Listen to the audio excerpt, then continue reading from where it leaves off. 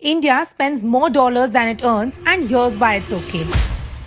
Union Budget 2025 talked a lot about the fiscal deficit. But what about the current account deficit, the one that actually hits your wallet? Current account deficit is super simple to understand. When you spend more than you earn, you run into a deficit.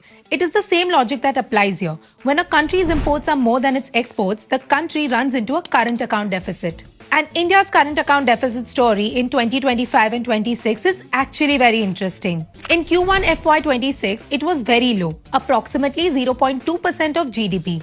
In Q1 FY26, it jumped to 1.3% of the GDP. And even with this jump, the overall picture is still very stable.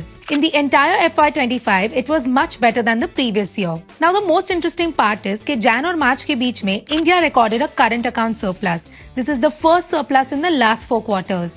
So why should you care? See, if the current account deficit goes up, the rupee weakens, imports become expensive and inflation goes up, which means petrol, electronics, travel, EMI, everything will become more expensive. So why is current account deficit not out of control yet? There are 3 reasons. IT, business services and travel, remittances जो NRIs ने भेजे and oil bill management. But wait, everything is not perfect. India's merchandise trade deficit widened to around $91 billion in Q3 FY26.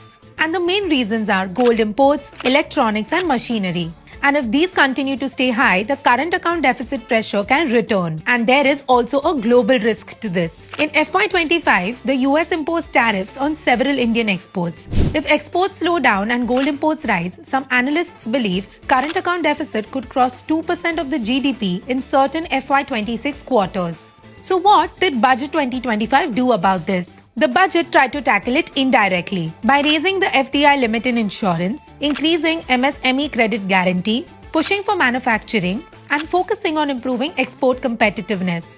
Making the goals very clear: increase exports and reduce import dependency. So here's how current account deficit does not stay just on paper. It shows up in your investments, savings, and your EMIs.